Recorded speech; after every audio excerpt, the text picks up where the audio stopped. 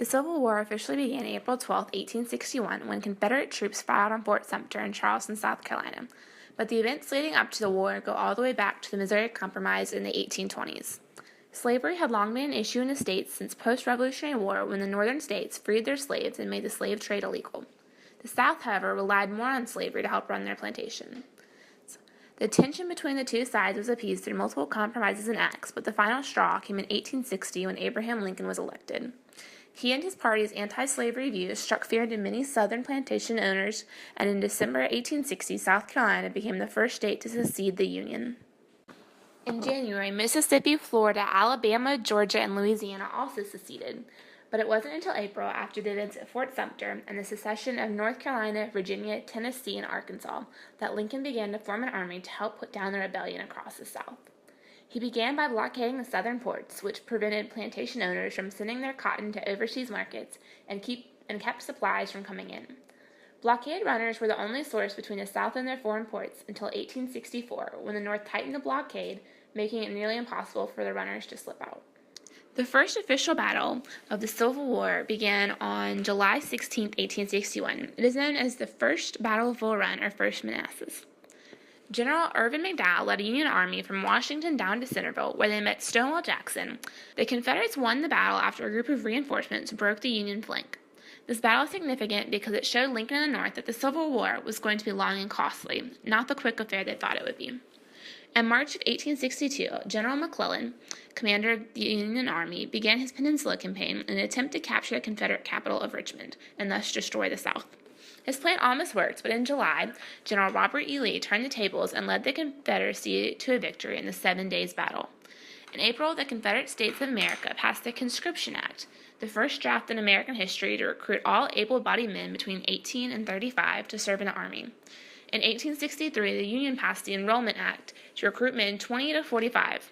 Both acts had limited support from citizens, and both provided ways to avoid draft through payment of a fee or hiring a substitute. The Battle of Antietam began in September of 1862. It is known as the single bloodiest day in American history. While the battle itself was a draw, the Union considered it a victory since the Confederates had retreated, and Lincoln used this as a time to present the Emancipation Proclamation. The Emancipation was presented by Lincoln in January of 1863 to Congress. It freed all slaves in the rebelling states, and then On the first day of January, in the year of our Lord, 1863, all persons held as slaves within any state or designated part of a state, the people whereof shall then be in rebellion against the United States, shall be then, thenceforward, and forever free. And the executive government of the United States, including the military and naval authority thereof, will recognize and maintain the freedom of such persons, and will do no act or acts to repress such persons or any of them in any efforts they may make for their actual freedom.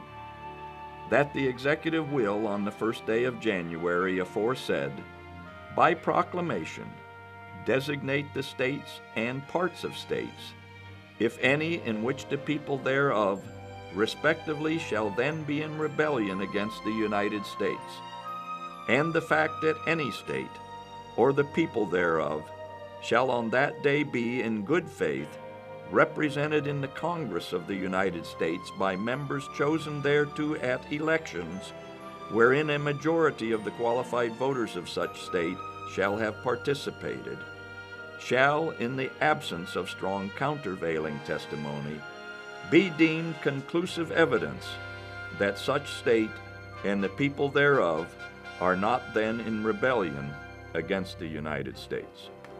During this time, settlement of the West remained important despite the war, and several acts were passed to encourage it. In 1862, the Homestead Act was passed, giving 160 acres of land to settlers after they had lived in the area for 5 years. This sparked the Morrill Grant Land Act, which funded state universities that offered agriculture and mechanic classes. This helped develop the growth of large state universities across the Midwest and West.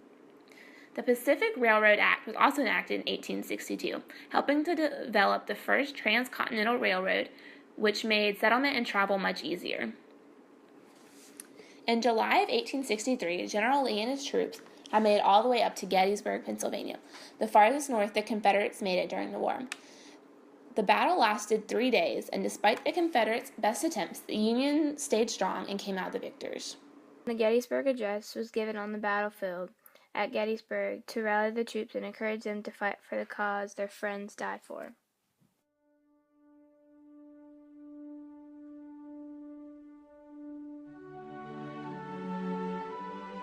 Fourscore and 7 years ago, our fathers brought forth on this continent a new nation, conceived in liberty and dedicated to the proposition that all men are created equal.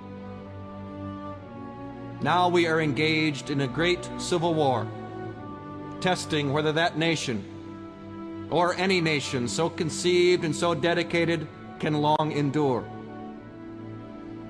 We are met on a great battlefield of that war. We have come to dedicate a portion of that field as a final resting place for those who here gave their lives that that nation might live. It is altogether fitting and proper that we should do this. But in a larger sense, we cannot dedicate, we cannot consecrate, we cannot hallow this ground. The brave men, living and dead, who struggled here, have consecrated it far above our poor power to add or detract. The world will little note nor long remember what we say here, but it can never forget what they did here. It is for us, the living, rather, to be dedicated here to the unfinished work which they who fought here have thus far so nobly advanced. It is rather for us to be here, dedicated to the great task remaining before us, that from these honored dead we take increased devotion to that cause for which they gave the last full measure of devotion. That we here highly resolve that these dead shall not have died in vain, that this nation, under God, shall have a new birth of freedom, and that government of the people, by the people, for the people, shall not perish from the earth.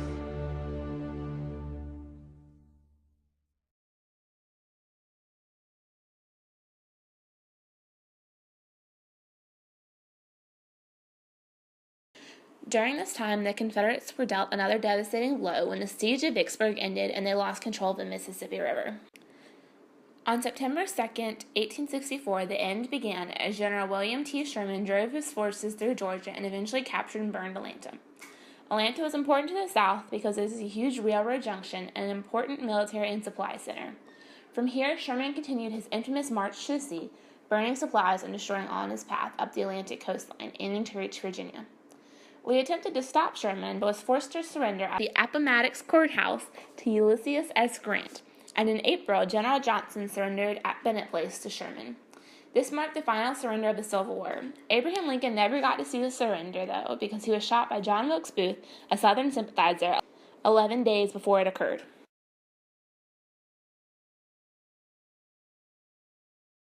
Lincoln and Johnson believed it was the executive power to rebuild the South. It was the first round of the Reconstruction from 1863 to the spring of 1866, while Radical Construction, a faction of the Republican Party that championed civil rights for blacks. This faction was in control of the Congressional Reconstruction. These groups struggled from 1866 to 1870 to extend equal rights to all Americans. Andrew Johnson became president upon Lincoln's assassination in the spring of 1865. He called for general amnesty and restoration of property, except for slaves, to all Southerners who would swear loyalty to the Union. But those whose pre-war property value exceeded $20,000, the equivalent of more than $400,000 in today's money, had to personally seek a pardon from the president. The government passed a series of laws establishing the criteria by which the former Confederacy could re-enter the Union. When the radical phase of Reconstruction commenced in 1867, the criteria became more precise and states had to accept several new federal requirements for readmission. The Radical Republican Congress sought to safeguard the rights and liberties of African Americans, settlers in the South, and scalewags, Southern settlers in the Republican Party and freedmen. They began to build the Southern economy and society. The bitterness engendered by the Civil War remained, however, and most Southern whites objected strongly to the former slaves' new role in society. Organizations such as the Ku Klux Klan rose. The acts of violence kept African Americans and white Republicans from voting, and gradually the radical Republican governments were overthrown. Their collapse was hastened by the death of the old radical leaders in Congress, such as Thaddeus Stevens and Charles Sumner, and by the revelation of internal corruption in the radical Republican government. The Grant administration was compelled to lessen its support of them because of growing criticism in the North of corruption in the federal government itself.